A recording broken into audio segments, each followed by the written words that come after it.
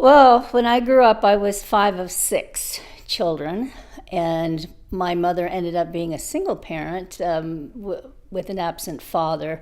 Once he left, it was her on her shoulders to raise the six children. She worked full time. She was a waitress. She worked overtime, but there were some hard years. We lived in a old farmhouse, rickety, cold, but the most pressing issue was food. So we had something at every meal, but there was never enough food, really. We were always hungry.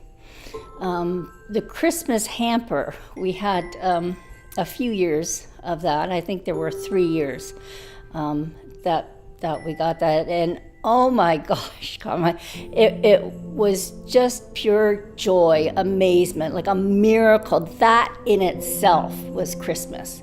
You had this basket that had food that you normally didn't see. You saw other people eat it. And a turkey, a big chunk of meat. We very rarely had meat, and if we had meat, it would have been ground into something else, a casserole of sorts. So the turkey itself was just incredible. But packaged cookies, simple things, crackers, and believe it or not, other than the turkey, the pièce de résistance, the absolutely thing we all went wild over was that half a pound of real butter. We just never had it. We were lucky if we had margarine, but we would take everything out looking at it, and people would get excited about this or excited about that, but it represented so many things. And maybe not as a child, but as I was an adult, I realized what it really was. It wasn't just sustenance. It was being brought into the community to celebrate with everybody else. Everybody had that nice dinner, and you were part of it.